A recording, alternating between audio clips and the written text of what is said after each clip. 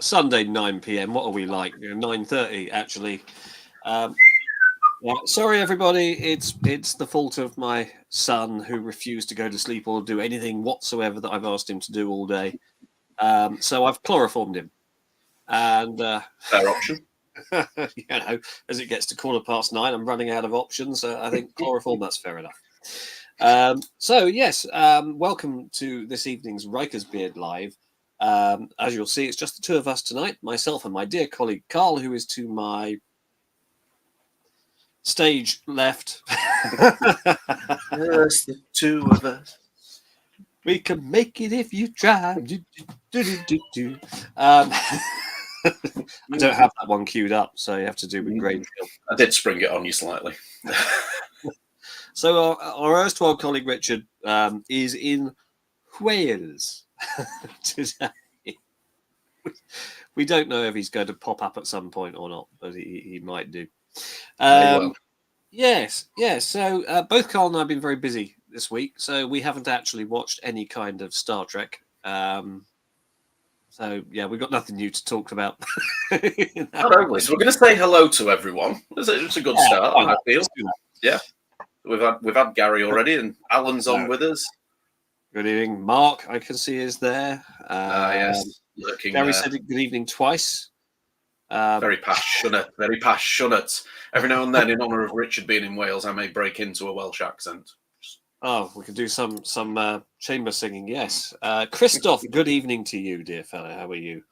Paula, how lovely to see you. We're all okay, thank you very much. How are you? You right? Nadeem, hello. I think you enjoyed a clip I put up earlier of some Space 1999 Eagles on the Enterprise D source. That was really cool. Did you see that, Carl? I didn't know. Oh, it's on the Riker's Beard page, but someone has done some CGI of the crashed saucer, and there's the Eagles from Space 1999 landing on it and sort of doing recovery operations on it. Which the Eagle is one of the coolest spacecraft of all time, indisputably, particularly when you bear in mind it was one of these British sci-fi things from the 70s done on a shoestring and a prayer. It's astonishing, actually, how good some of British sci-fi has been when you look at how much money they get to spend on it compared to the likes of our friends in the colonies. And, I mean, you all joke about the cardboard walls of the TARDIS and things like that, but hey, the TARDIS is indisputably the coolest spacecraft of all time because it can go anywhere, it can go anywhere, and it can constantly reinvent itself. I mean, how clever is the concept of that? Yes, so Nadim did notice the clip. So, yes. What have you been up to this week, Carl? Well, it's been my first week back from holiday. I can feel a presence. You feel a presence in the force. Oh, it's Sir Richard. Good evening, Sir Richard. What ho, chaps? How are we doing? We're okay.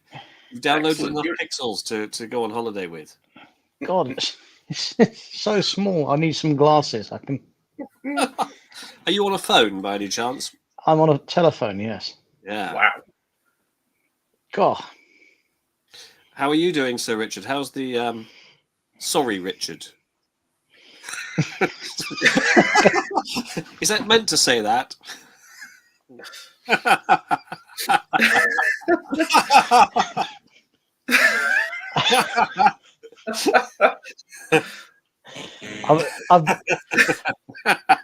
So one of the revelations of this holiday has been that I should get my eyes tested when I return home.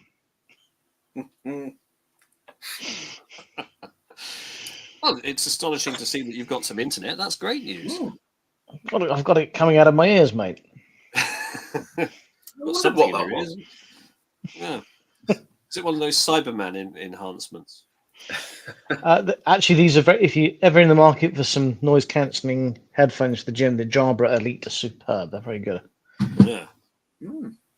Now, we were just saying before you appeared that neither Carl or I have had time to look at any Star Trek, so we've got nothing new to talk about. And Nadim has said this.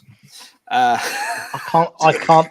Seriously, I can't read. You have to read it out for me. It says, talk about Star Trek nobody has seen then. So, okay, we can talk about the new series of Star Trek Neelix. Yes. Is going to be 27 years worth of Mr. Oh, I can do wonderful things with vegetables. You can't Every wait. day it's going to be that. Was it the Good Day Voyager show that he did or something? Oh, Can you imagine waking up to that every day? One of my favourite episodes of Voyager is where Tuvok repeatedly murders Neelix.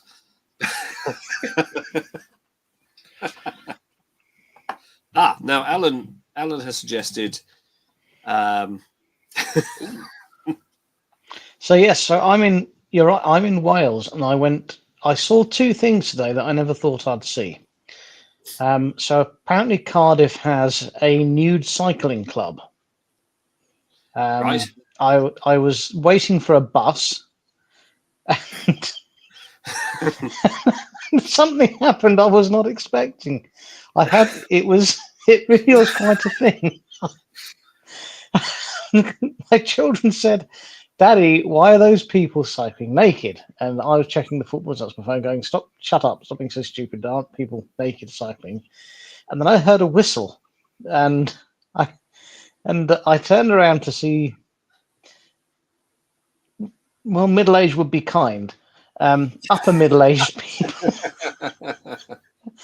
on bicycles. Yeah, there's a nude cycling club in Cardiff.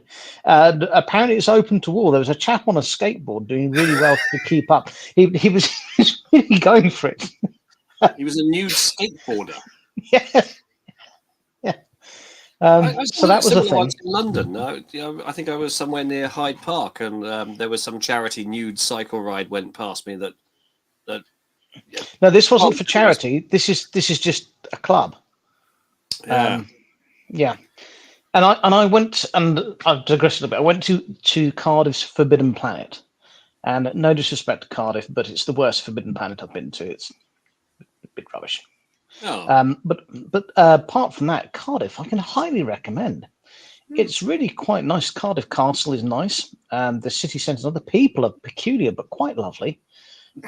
It's really a very nice, refreshing kind of place to stay. It's well, not where I'm staying. I'm staying in a pet-friendly Airbnb. I hope not. I'm not doing it again. Lovely wallpaper, though, isn't it? Yeah. So yeah, it's Cardiff. I'd highly recommend that. We went to. I can't pronounce the name of the pub. I'm not even going to try to. But we went to a lovely pub that had lots of G's and W's and Y's in it. And well, they don't like vowels in Wales, do they? No, they don't like vowels. And it was dog friendly. And my dog won Dog of the Week, which was marvelous. It didn't involve me winning anything, but he got his picture on Facebook and a dog biscuit that he spat out. Now, imagine this. Carol, may I please have a consonant, a consonant, a consonant, another consonant, consonant, consonant, consonant, and consonant. Yeah, that's the name of the pub I went to. Welsh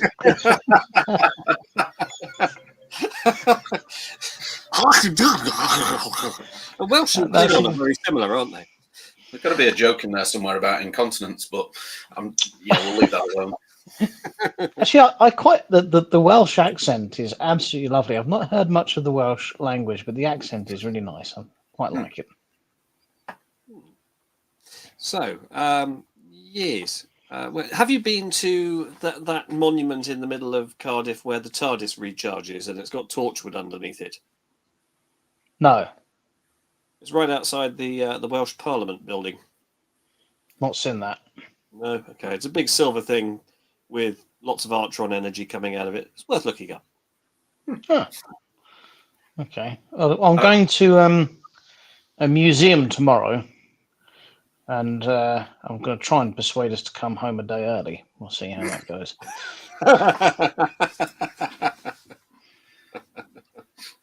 Alan's been to the Rift. He's probably recharged himself there. I believe Alan likes going hunting UK filming locations. While we were at Destination, I believe on his exit, he was heading a couple of miles up the road to Thornton Cleveley's, where they filmed part of Andor, the Star Wars series. Oh, what, the scene where he's arrested by the Yes. sort of fascist stormtroopers? Yeah, that was literally like 2 miles up from where we were stopping at the Norbreck. Yeah. I did say to Charles, my son, I said, "Oh, well, they filmed lots of Doctor Who in Wales," and he went, "What? Back when it was good?" Completely unprompted. Oh dear. Out of the mouths of babes. Exactly that.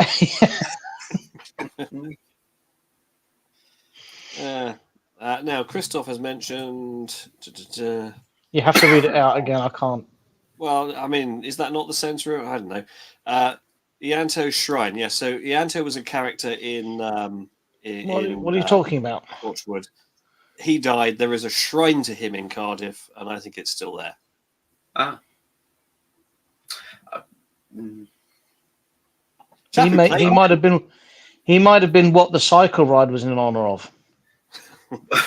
Well, considering the cycle ride, nice guy. I spent one afternoon watching the Six Nations rugby with him in Southampton, and he went to the black tie ball in the evening. I saw him go into the lift carrying a champagne bottle in an ice bucket with 2 glasses. He was incredibly stylish the way in which he did it. And the only thing that ruined it for me is that the lifts had a sign over them that said elevators. Well, we're not in the colonies, are we? You know, they're called lifts. I bet there wasn't even a chap operating it. No, there wasn't a man in there to do the lever for you. It was ridiculous. Yeah. Shocking. I'm a little concerned here, though, considering the cycle club, which you've mentioned, Richard. Alan's put this link into the chat To with a no group. reference. Yeah, I'm not sure we should click on that link. Click it at your own risk, dear viewer.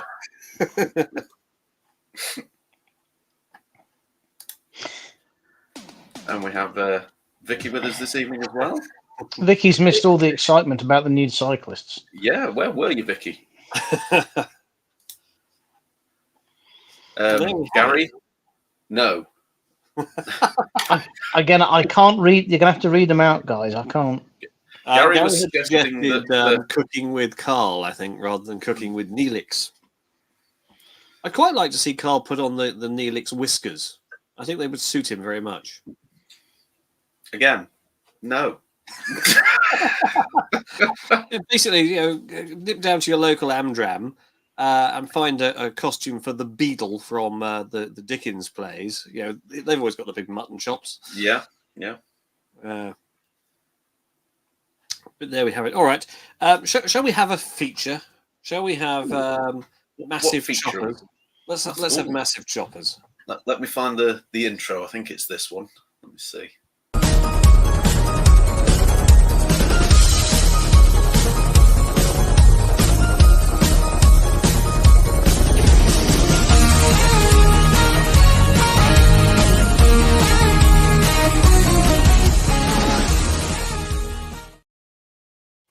Yes, so this week's edition of Massive Choppers features the French Army Puma SA 330BA, demonstrating to us how not to perform a landing using your tail rotor first. If you could roll VT, please, Carl.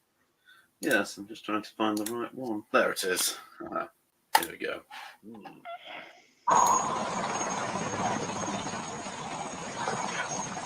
Watch the crew very closely.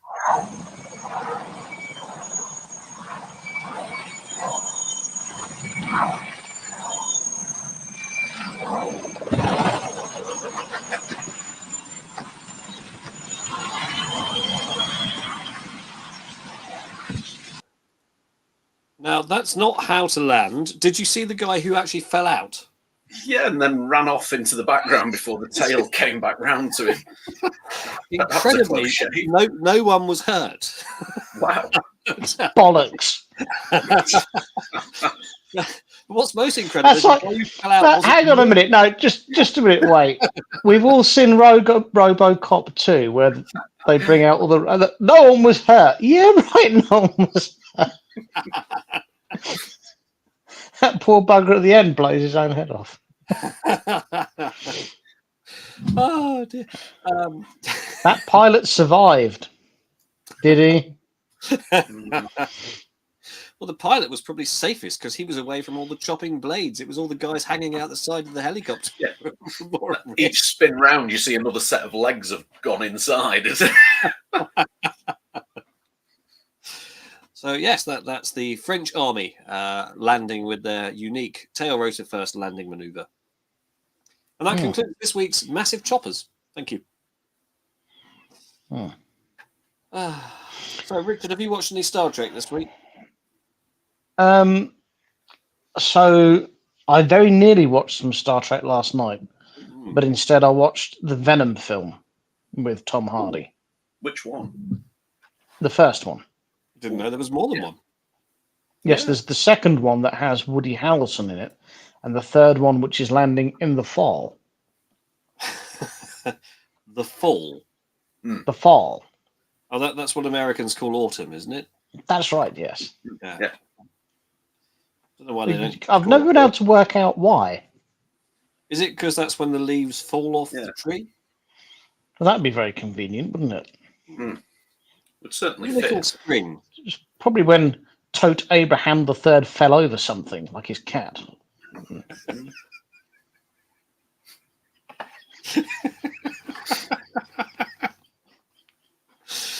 Well,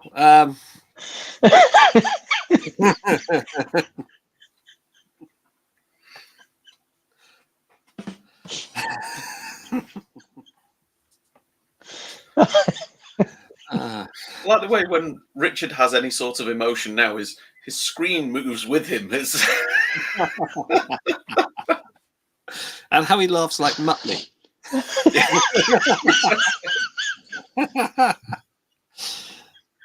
Muttley, you moth-eaten dog-eared fool. Oh, dear. Right, well, I think my work here is done, so I'm going to return to enjoying my holiday and see if I can. Eating visit, is it? Okay. Yeah, it's. I'm going to get back to my holiday now, chaps. It was terribly nice to see you both, and absolutely, mate. Oh, very good of you to take the time. Apologies for not being able to do the show properly this week. Enjoy the rest of your time together, and I'll be back as per usual next week. Oh, splendid stuff. Excellent. Take care, chaps. Cheerio. Bye-bye. Yes, I had an experience today, Carl. I can tell you about it. I'm looking after an estate for a very good friend of mine who sadly passed away. But I had to go to this house today to charter some industrial cleaners to deal with the situation. It wasn't the best of places, but anyway, I've come away having known that there were fleas present in the building because I could certainly see them, and all day I've been going I just feel so itchy. Oh no.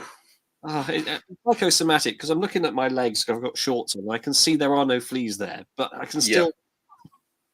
Yep. Oh. Yes. No, I've been years back. A dog I had managed to get hold of fleas, and it was a nightmare getting rid of them. Yeah, but still, if I brought them home, maybe our cats will get them.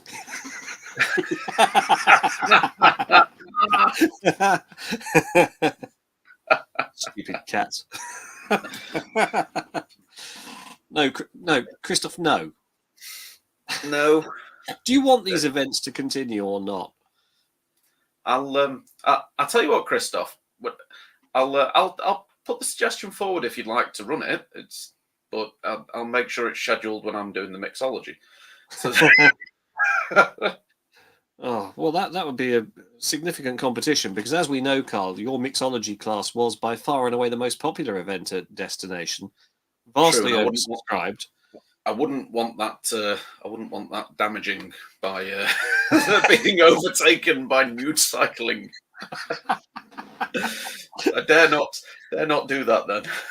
I mean, what's the Star Trek connection with nude cycling? I mean, the mixology. You're doing the alien cocktails, but I can't. Well, I think there were bicycles in Fairhaven, weren't there? Yeah, there's bound to be some sort of riser connection can be made somewhere.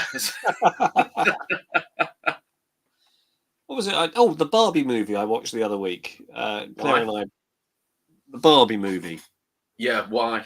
Well, just because I thought it would be fun. And there's a scene with Will You were Ferrell wrong, weren't you? I was, yeah. It was not as much fun as I was expecting, apart from the scene with Will Ferrell cycling with all the TV studio executives, or no, the Hasbro, whoever it is that makes Barbie. They were all on an enormous bike, so it was not. The goodies had a tandem, didn't they, for three of them? Yeah. But there's 10 guys in a row in suits on this enormous bike, pedaling through Barbie Land. I thought, well, yeah, this was worth the price of admission alone, wasn't it? Well, I remember I last year when it came out. So me and my better half, Kerry, we went to see Oppenheimer, and then the following week, maybe a week or two afterwards, I had my girls, my twin girls, with me for the summer for a couple of weeks. And they expressed an interest in going to see Barbie. Yeah. So I thought, you know what, I'll be the dutiful dad. I'll be good, and I will go and take my girls to see Barbie. So off we trotted to the cinema, and I've never felt coming out of the cinema like I've had to explain so many things to two 13-year-old girls. I walked into the cinema thinking that I was a really good person, and I walked out of the cinema thinking I now have to defend most men. Literally walking out of the cinema, looking at my girls, going, "We're not all like that." Well, it's Gary, a fair point. What have you sent me here, Gary? Gary's just messaged me a couple of pictures. Let me. Oh no! What? Let me. No, don't worry. It's not what you're thinking. Let me find the right screen share. So first, he sent me this one. Oh, hang on. Hang on. Where are we? So he sent me that one.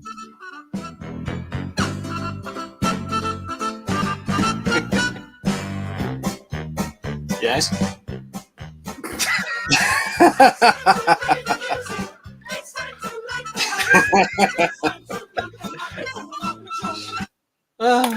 So you genuinely think this idea has legs, do you, Gary? What would you make? I mean, some sort of omelette, maybe? Or... probably Leola root stew or something. Just, yeah. Oh, at the end, there's that nice chap. What's his name? John Mangan. I think he's a bit of a fan of the Riker's beard because he's very supportive of us coming to Blackpool next year. I think he played the Doctor in a cosplay competition, and he could run in and go, "Quick, get this cheese to sickbay." Yeah. Oh, absolutely. The inclusion of the cosplay has to be done. But I'm sorry, Gary, unless there's some sort of active campaign with millions of signatures, I will not be doing Neelix Cooks.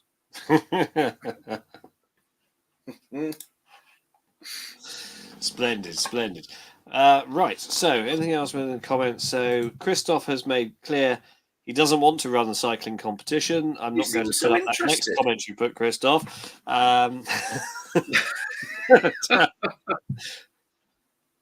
But what Betazoid wedding transport? Well, yeah. Well, traditional Betazoid wedding is naked, isn't it? Oh, so Alan is saying that the bicycle is the traditional Betas. So I'm just picturing the scene. Make for a very pleasant honeymoon, does it? Though.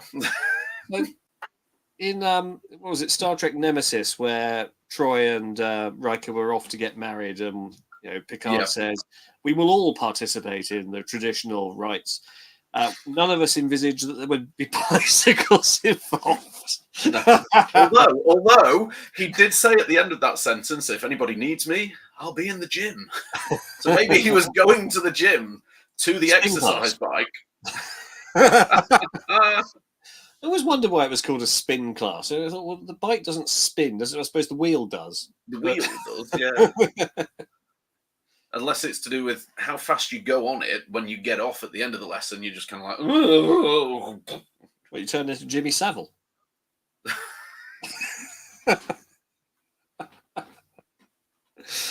Right, okay. What's this? Go on, Alan. What is the nature of the problem? Is it that he's largely mute?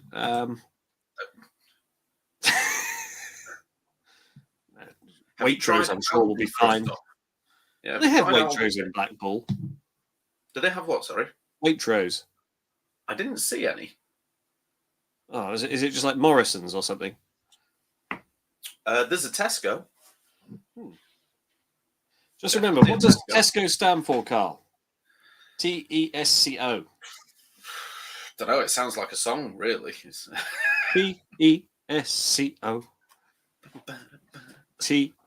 Tesco. Good food at low prices.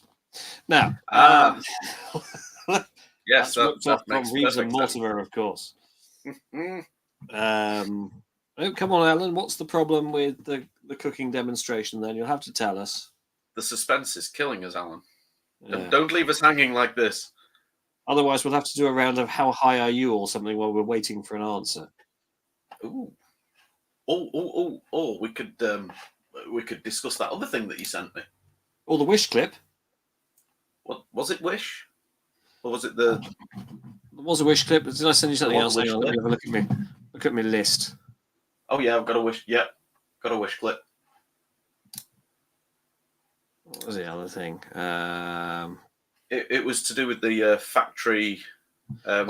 Yes. Let's have a look at that. Yeah. Play some of that. So this is some upcoming merch we've seen. It is terribly well. It's going to be expensive. You know that. Yeah, absolutely, without doubt. Let's have a look at what we've got. I mean, obviously, we have to give a credit here because they are mentioned, etc. It's we've nicked this from Trekcore. There you go. Well, they're not going to mind, are they? Well, you wouldn't have thought so. So here we go. Let's have a look. We'll not play all 14 minutes, but let's have a couple of minutes. Barry from Factory Entertainment. We're giving Trekcore an exclusive behind-the-scenes backstage pass to some of our replicas here in our lovely warehouse. This is where all the magic happens at the show. This is where all the stock is, the stuff we bring here to sell. But here's the fun stuff.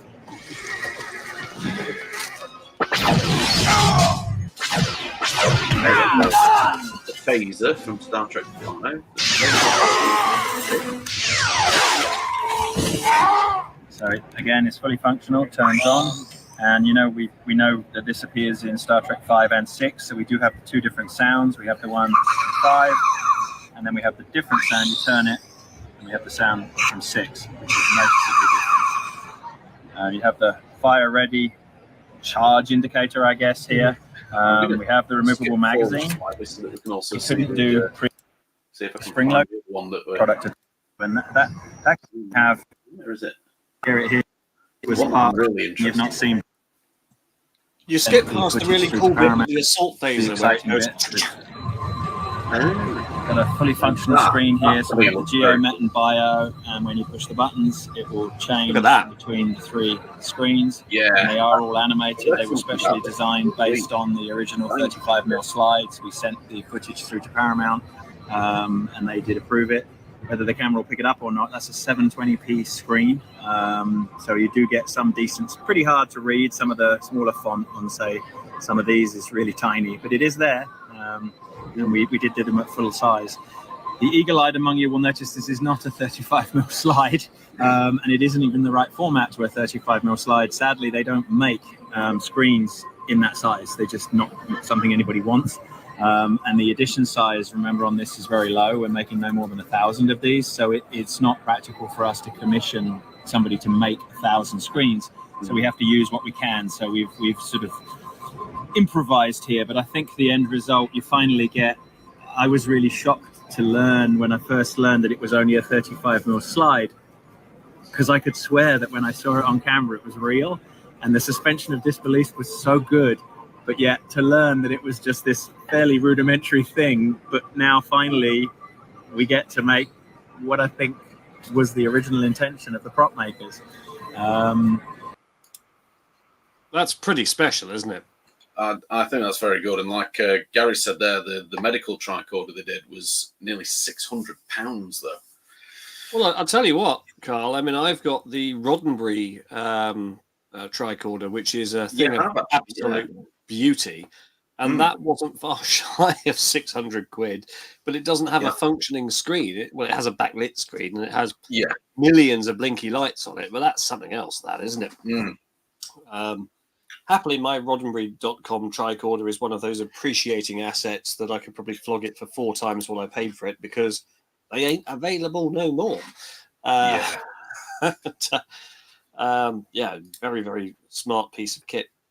They're going to make 1,000 of them. Yeah, that's crikey. That's a very limited run, that, isn't it? I suppose what they're doing is going, well, look, if we're going to charge 600 quid, it's a high price point.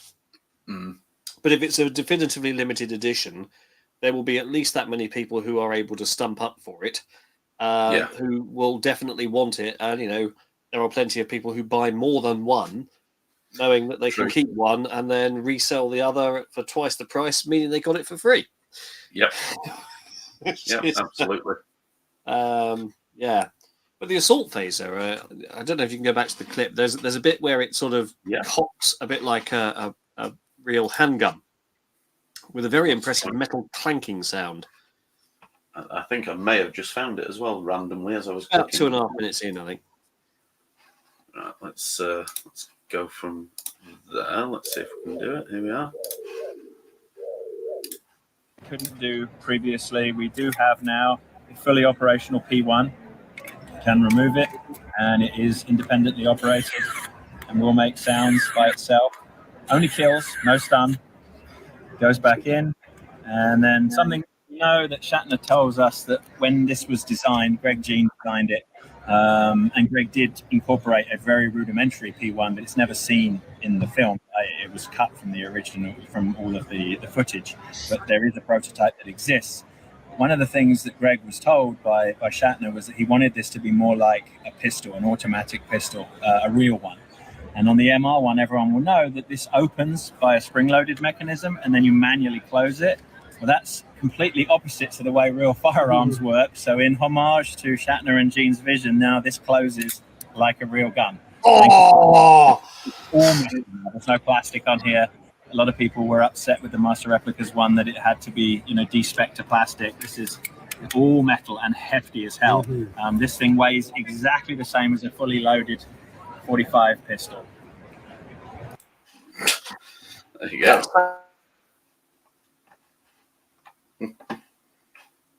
Oh, James, where have you gone?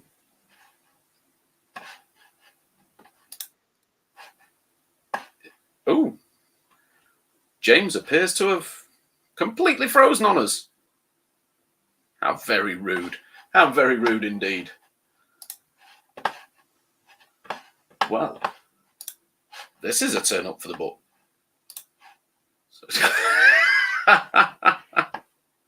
Yeah, so very excited that he completely froze. He's unable to express any further emotion whatsoever.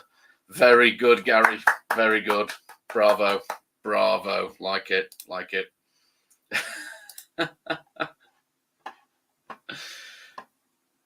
Maybe Jacob is entirely possible. Entirely possible. I think. Yeah. There we are. He's back. This is the thing with my PC. It's really weird. Every time we do this show, I seem to get a random shutdown in the middle of the show, and I can reboot within about a minute. Any other time, it doesn't do that. Well, Vicky seemed to think that you got so excited by that you just froze, incapable of doing anything. So this is my Glock 19 that I have, and so lovely weapon. Oh, look. There you go. And yeah, it's when you have really exciting cocking noises with guns. That's what I really love. Just so everyone knows that this is a CO2 BB gun. It's not a real gun, but it is made of metal. And oh gosh, it's lovely when you get to cock it. So, and also, what I like to do is print off pictures of people I don't like, and then just unleash 20 rapid rounds into them. But there we go. That would have been a fair theory there, Christoph. It's a good means of stress relief. Yeah, there we go. So yeah, that's who was that manufacturer? Was it I forgot who it was. Factory Entertainment, was it? Factory, yeah. They did the Phaser 1 recently, didn't they? Yeah, and a couple of years back they did the like Gary mentioned, the medical tricorder, but they did the hyperspray as well, didn't they? They did, yeah. I mean, they're always very expensive, but you're getting what you pay for, aren't you?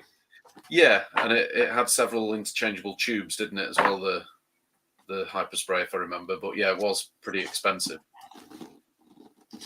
So that was the medical tricorder, the Star Trek 5-6 assault phaser, and the Strange New Worlds Phaser 2. Some lovely pieces of gear, to be honest. But yeah, unless you've got about $2 or $3 grand to spare, you ain't going to get all of them, are you? No. If you had a choice of one of those three, Carl, what would you go for? Oh, you know what? I'd be torn between the tricorder and the assault phaser. Yeah, it's between those two, isn't it? The Strange New Worlds one, it's a lovely thing. It's obviously designed to sort of show us moving towards the classic TOS design. I mean, Discovery had that as well, but it looked a bit like one of those old-fashioned film cameras, didn't it, with the 3 lenses? Yeah, that's it. But yeah, and I think you've got the same, haven't you? The Master One Company. Yeah. So it'd be a bit close. I'd like to grab something a little bit different if it was to get another phaser. Yeah, and that's a very smart one. That I think the only other sort of official prop that you could get was the old Playmates version, which was about half the size as it was supposed to be. Yeah, it was plastic. Yeah. But yeah, so some pretty nice merch. So anybody else seen any other merch coming out that has floated your boat? Apart from, of course, the Riker's Beard magnetic comm badge, which are still available, but only in very limited numbers now.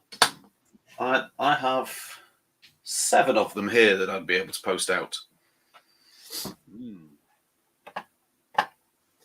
Yes, because we were looking at one other potential large. We won't disclose on air what it was, but Carl and I were looking at a large capital investment that would assist us with Riker's Beard related projects.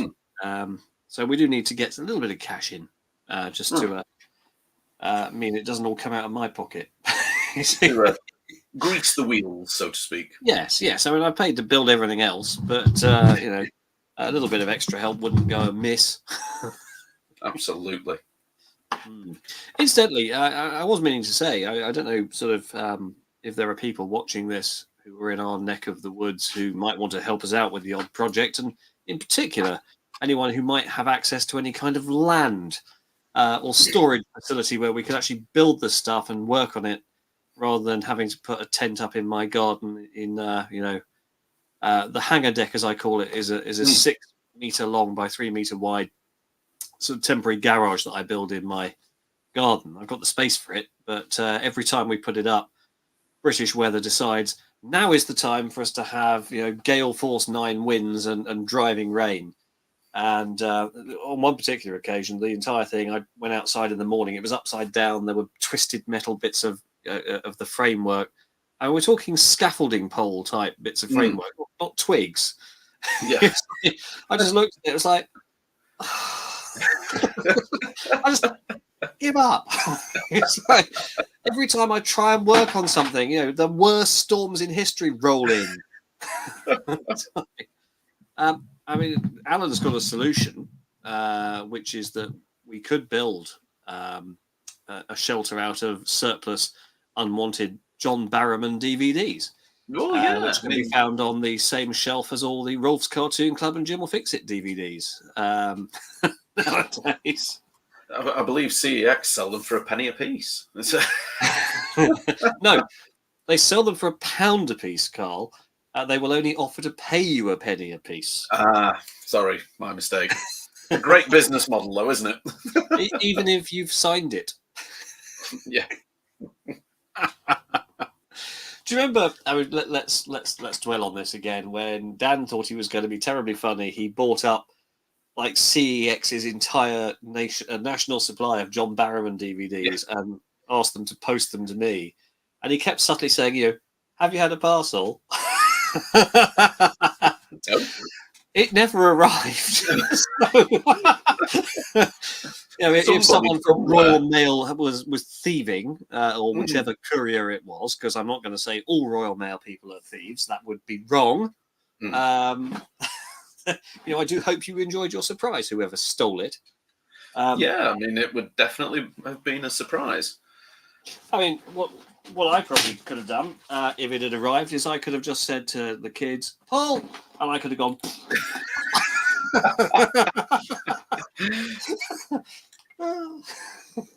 Oh, the satisfaction that would have been had.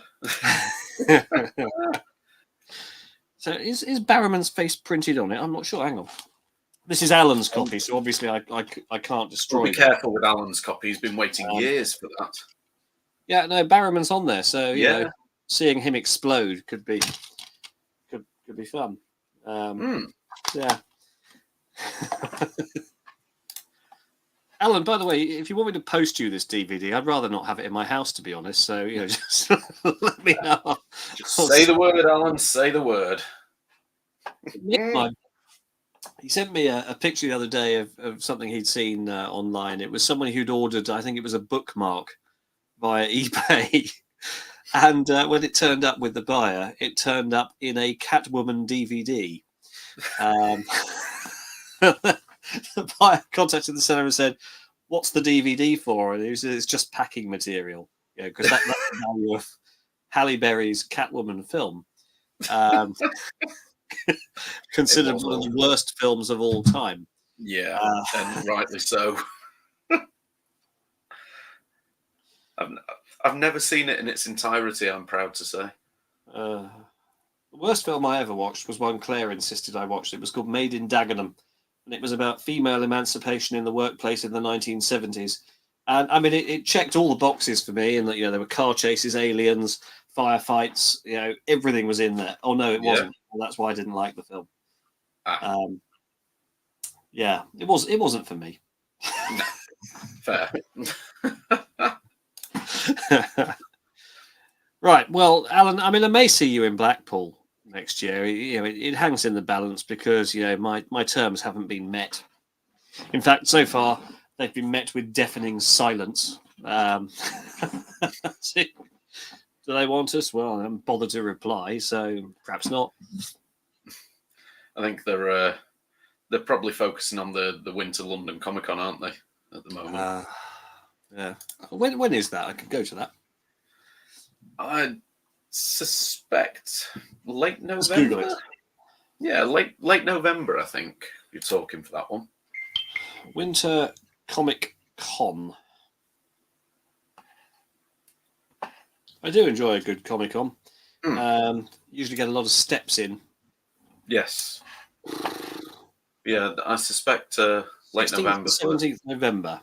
Yeah. Who have they got? They've got the chap who's the new Doctor Who. I think it's pronounced Ncuti Gatwa. It's Ncuti, his first name, but I think it's pronounced Ncuti. Right. They've got the chap who was in Dust Till Dawn, the guy who had the gun in his balls. Richard Dreyfuss. Oh, from Jaws. Ooh. Nice. David Bradley. David Bradley, excellent actor, but for me, he's now effectively the first Doctor. Yeah, top stuff. So we can turn up to that. We're supposed to have the landing party next month, aren't we? Yes, yeah. It's on. Unfortunately, I can't make it. It's on my birthday weekend. Well, it turns out that pretty much everyone has said they can't make it, apart from me and Richard. So we might just go to the pub on our own. Fair. Fair. Might not even bother going to London if no one else is going to go, but Just nip round the corner. save ourselves the rail fare. Yes. What was I going to say? Next Friday, I'm meant to be having a daddy-daughter day with my little girl Isabel, who is 6, and I've said I'm going to take her to London. And there's a place near Stratford International that it's a story-based centre of some kind. I can't think what it's called, but she liked the look of it. But based on her behaviour today, it may well be that I'm going to cancel that and say I'm going to go to the pub on my own because apparently you can't hear or see me. Oh. No, when I ask you to do something, you can't hear me. When I ask you to get in the car, you can't see me. So it's too dangerous for me to take her to London because plainly I won't be able to guide her in any way. So yeah.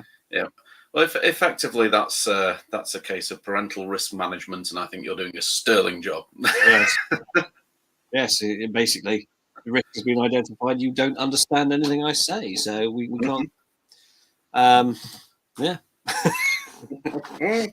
So anyway, back to what I was saying earlier. Yes, if any of you are in Kent, basically, Paul, I know you're around, and you want to help us out with stuff, do let us know. But if anyone's got any actual facilities that we could build stuff in, occasionally that'd be helpful. Anyway, hang out with us. Gary's around here. Gary's a top man. Gary always really helps us out with our builds and our loading and stuff. And he follows us back from places like Birmingham in his beautifully air-conditioned car, while Richard and I are in a deep, nasty hire van that's got Mark I air conditioning, which basically we open the window to let more hot air in. Yeah. You're the poster boy for the dogs die in hot cars sort of thing, and you and Richard, they're like, yeah, and we're always radioing back to Gary on the walkie-talkies, just checking that his aircon's working okay, because we do worry about Gary. oh, dear. Last week when I was on holiday, I went to Dorset. My latest car, which I bought after someone wrote my old one off for me. That doesn't have proper working aircon either. So that was 6 hours in 32-degree heat with the Mark I air conditioning. Such fun. You'd have thought that particular vehicle would have done. Well, it has air conditioning. It just didn't work. So I'll take it to somewhere. I think Dan popped on last week and suggested, who was it?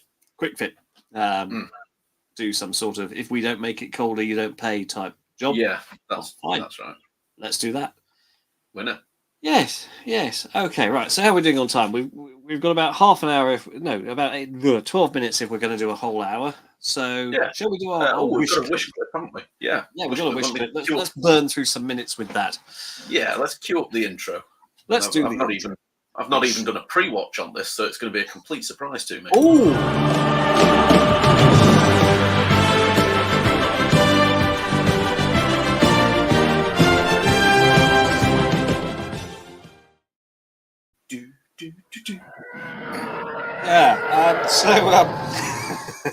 This particular wish clip is just an advert that I found from the 1970s. I mean, we've spoken about merch, so this is an item of merch you could have had back in the 1970s. Let us know in the comments if any of you did have this particular item. If Carl would be so kind as to roll VT. This is the command center of the USS Enterprise from the Star Trek collection. Assembly required. Hey, look! There's Captain Kirk and Commander Decker and Officer Ilea. There's also the Vulcan shuttle with docking port. You can put in Scotty and Spock and Dr. McCoy. Bridge, shuttle, and action figures each sold separately. Wow, the crew goes back and forth. Vulcan shuttle, USS Enterprise bridge, and figures all sold separately by Mego. Impressive. Well, there you have it, Carl. I mean, if we were on Carl's collectible corner, and one of these in, let's say, mint condition were to pass before you, What would you be saying? Well, I mean, it probably is worth something, but it's. It's going to have some value, granted. It might be pennies. It will have some value, but let me just share the screen again. Let's have another look at it. I'm just going to render a little bit of commentary on this as it goes through, if nobody minds. It's a cheap and plastic looking thing, isn't it? Enterprise from the Star Trek collection.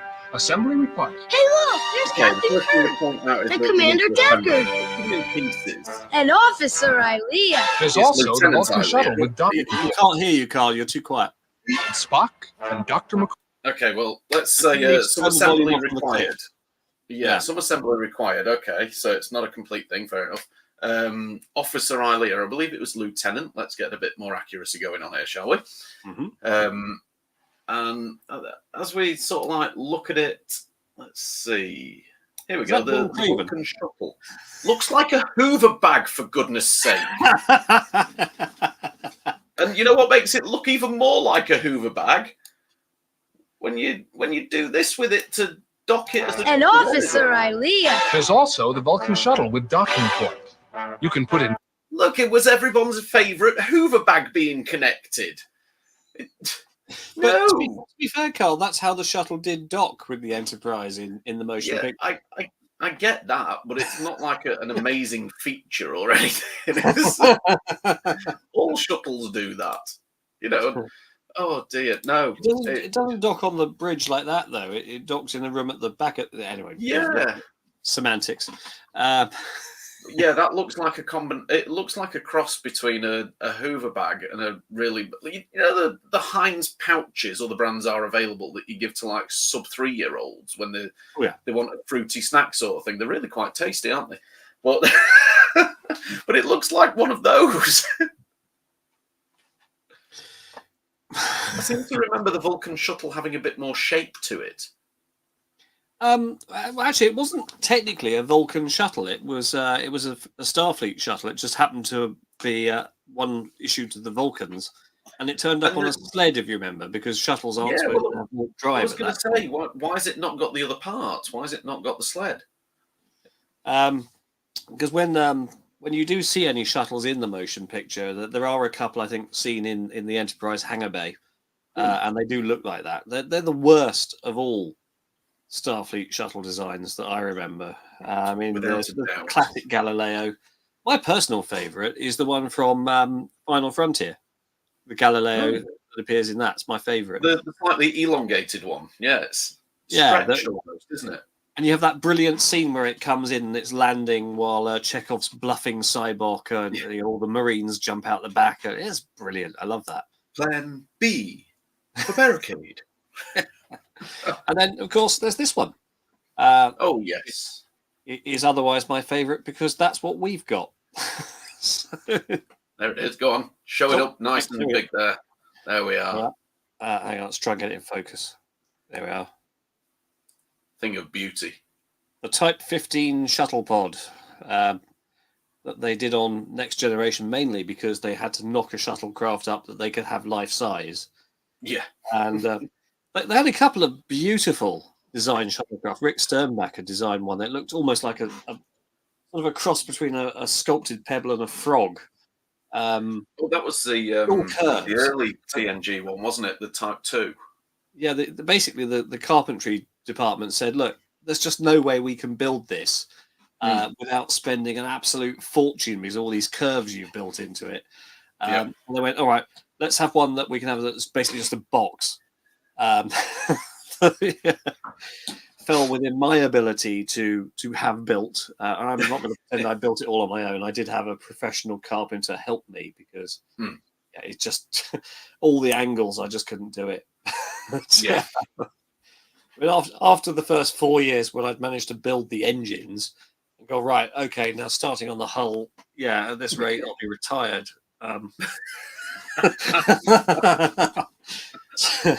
So I got some help in, and he built the main hull for me. But, it is a thing of beauty, absolute thing of beauty. She's 3 meters long. Anything bigger than that, it's just no way to move it around, is there? I don't know how the guy who built the shuttlecraft for Jason Joyner's people for what was it, 2018? I want to say 2020 maybe. It was in London. Yeah, 18, I think it would have been. Was it in London or did it first appear it was Birmingham? Yeah, it was the NEC when that one was unveiled. I think we've seen it twice, haven't we, at two destinations? You haven't seen it since. I don't know what's happened to it. No, but that was so big. I would imagine it's at the Sci-Fi Museum. It certainly wasn't at Destination Just Gone, I don't think. Well, last week we were talking about the Sci-Fi Museum, weren't we? And saying, well, is Jason's bridge there? But it doesn't appear to be. So no, Christoph was saying it wasn't. So again, don't know what happened to that. I know it had taken a bit of damage in places, but it was still perfectly serviceable. Yeah, it was a nice looking bridge as well, that one. Yeah, no, they did a lovely job in that. On the subject of that, I've seen lots of photos from the Dublin Comic Con this week. Oh, right. So our friends from the USS, I hope I'm going to pronounce this right, Cuchulainn, which is the Irish chapter of Starfleet International, absolutely top group of people. They built themselves, in addition to their bridge set that they've got, they built themselves a little transporter. And the one that they'd chosen was the version you see in the runabouts on Deep Space Nine. It's sort of like a bit like a wardrobe, if you can imagine, at the back of the cockpit with two pads. And that's a really nifty, self-contained idea, a two-pad. Yeah. A very, very sensible way of doing it, if I may say. I detect a hint of jealousy there, James. I'll do the full-size one. How hard can it be?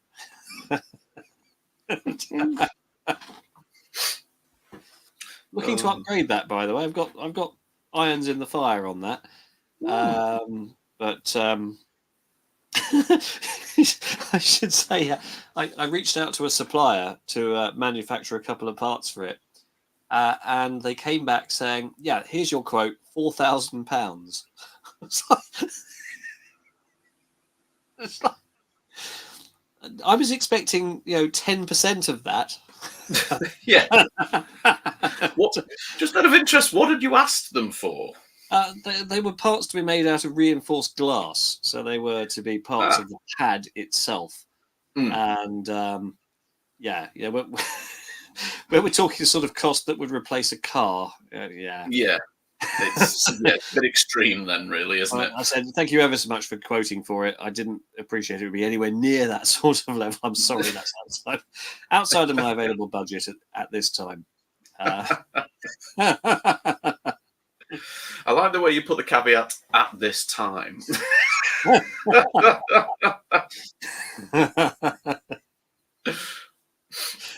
Yeah, brilliant. Well, you never know. I might win the lottery.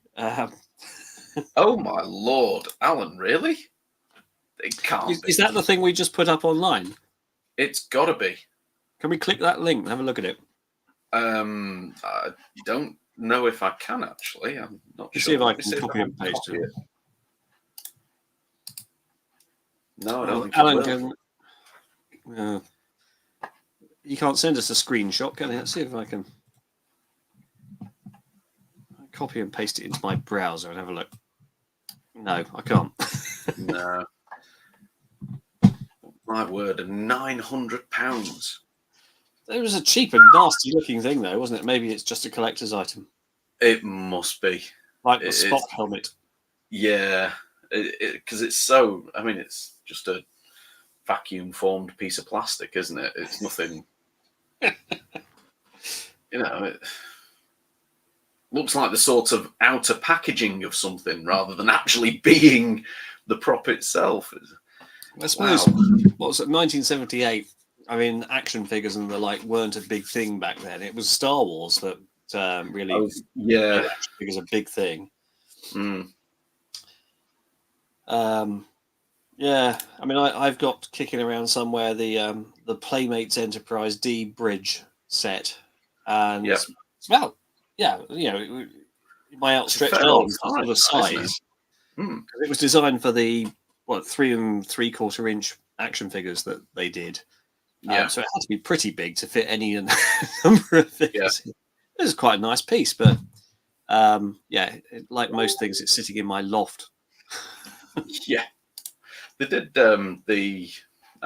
Alan's just messaged me the link. Let me copy it. They did do the transporter as well. I was going to say they did the transporter that you spin, didn't they? No, you're confusing it with. Oh no, that was that was the TOS one, wasn't it? Yeah, no, the Playmates one used a mirror that went across the middle of the pad, and by some clever lighting, it could appear that your action figures phased in and out, which was a very clever idea, to be honest. Wow, here it is. Are we ready? Let's take a look at it. Right, so we'll get rid of that screen share and we'll load this one up. Here it is. Wow. Or best offer.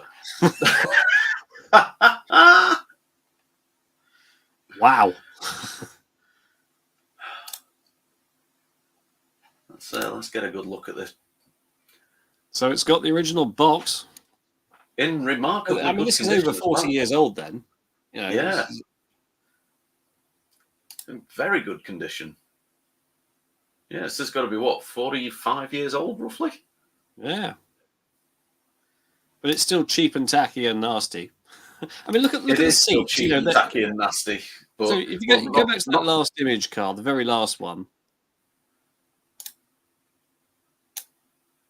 No, that one there. Yeah. So if you look at the back of the chairs they're sitting in, you can see that's just a vacuum formed piece of plastic. They haven't even bothered to put any kind of back on it.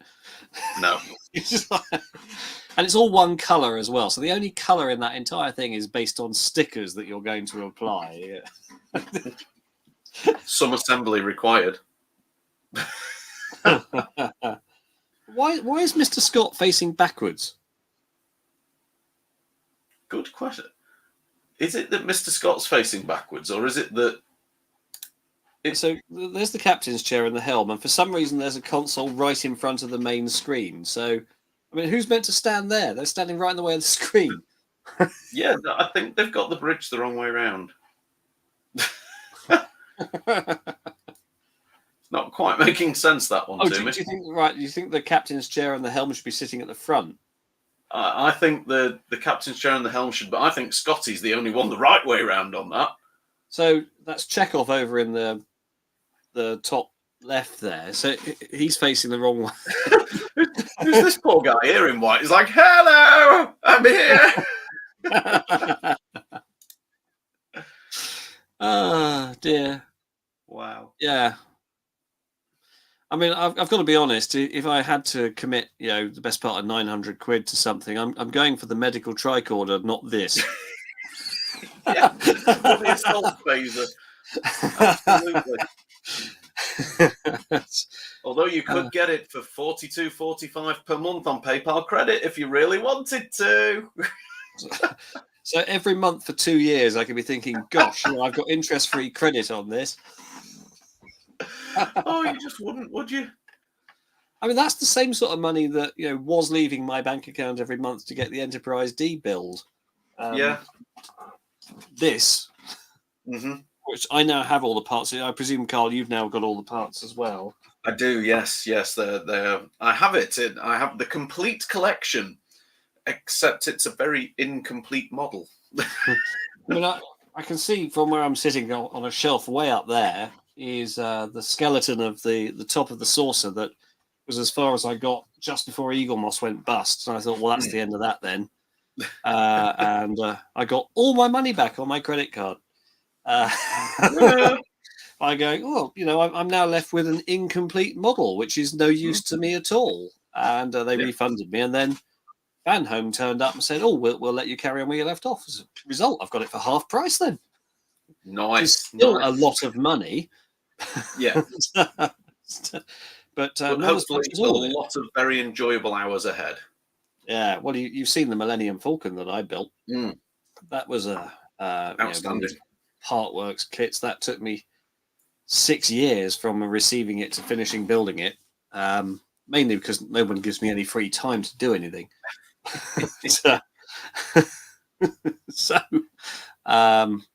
Yes, but it's lovely when you do get to finish these things. I've seen quite a lot of people have finished them off now. I have started seeing them pop up now, yeah. Yeah, and some people have modified them, others haven't. I just started some minor modifications on mine. So, for example, I drilled a hole in the top of the bridge and sort of put a dome in using this stuff called micro crystal clear, which was a mod that they didn't have, and it looks a lot better for that. And what I don't know is how to do electronics at all.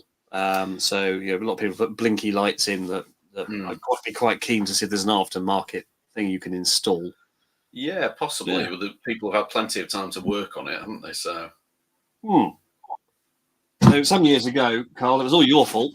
I lashed out. Yes, I bought myself that as a yes, I have that exact same kit down under that shelf because you recommended it. I bought it thinking, I could learn how to do all these electronics, and it's got all this fantastic stuff in there. Yeah, but I've never not had played time with to look mine at it. either. Yes, I've not played with mine either, but it was a dirt cheap set at the time. Yeah, I mean, there's all millions of projects you can do with it. So quite keen to have a play with that at some point. Well, I bought mine with the intention of installing it into the Revel Voyager model when I eventually get round to doing that one as well. So yeah. Do we have to drill the windows out on that? I've got that. I've done the drilling on it, but that's the only thing I've done on it in the last 2.5 years. So to be honest, I mean, I think if you've drilled out the windows, you've done the lion's share of the hard work.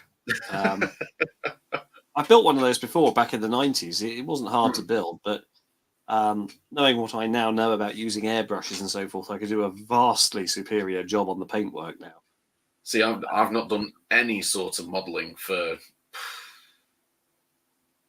25 years minimum.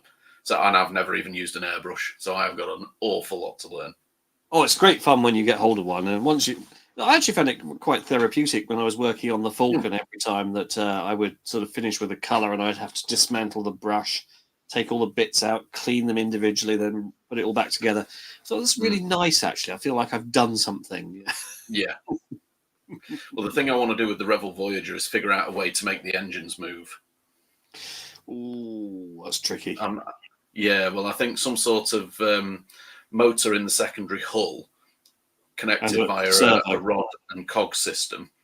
Because you can get some very, very thin metal rods nowadays that'll go along little T-junction at the end where the shuttle bay is across. You can get tiny little cogs that'll go into those nacelle. Yeah. Yeah, it's all about making sure it doesn't go too far and breaks itself. Yeah. Yeah, it's just about making sure that, and that was the main reason for getting things like the Arduino kit, because you can program stopper motors using it. So, but yeah, it's been that long since I've looked at it. I'll have to do all the research again. One thing I never really understood about the design of Voyager, when it goes into warp, though the engine's flapped up. Okay, I mean, there's presumably some logic for that, but they appear to have two positions, up or down. There doesn't appear to be sort of it doesn't go to a particular degree if they're going at warp 6 rather than warp 7. No. I thought, well, okay, so when they're not at warp, why does it need to fold back down again?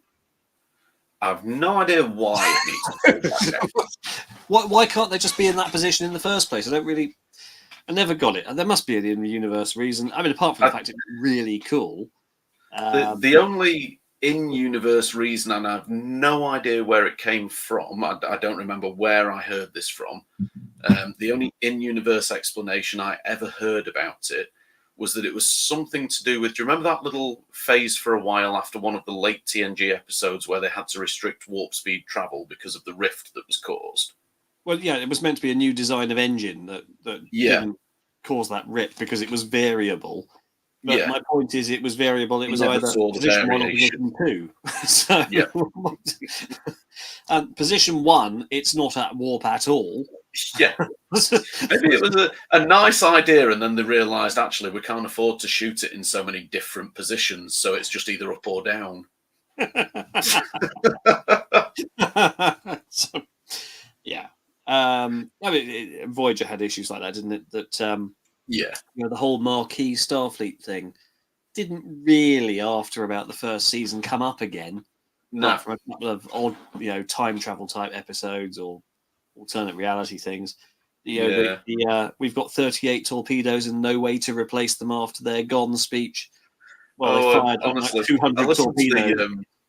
listen to the Delta Flyers podcast fairly regularly, and the number of times Robert Duncan McNeil just starts losing it about that. It's like, no, we didn't even have that torpedo to fire.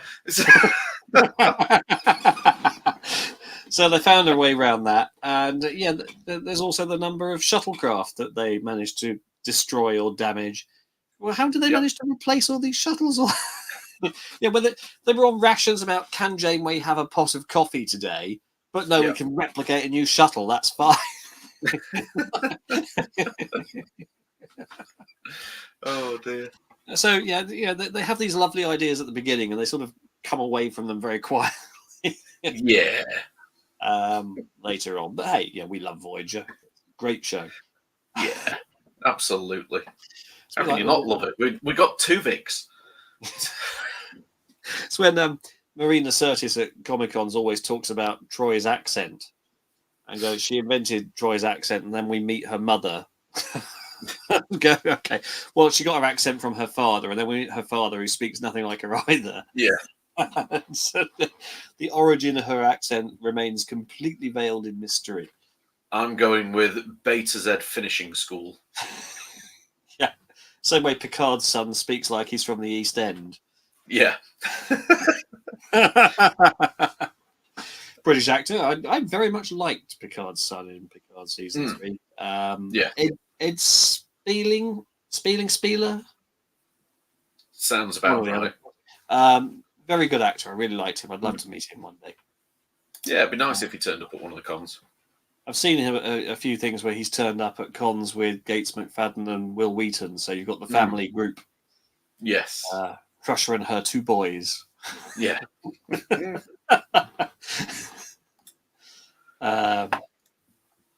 Yeah. Anyway, look at the time, Carl. We've rabbited on for far too long. Crikey, I hadn't noticed. Never mind whether we can fill the time. We've run over substantially. Yeah, we've managed to talk about some Star Trek as well. Nadim will be cross. I know that last 15 minutes or so, though. Do apologise, Nadim. We've promised not to do it so much in future.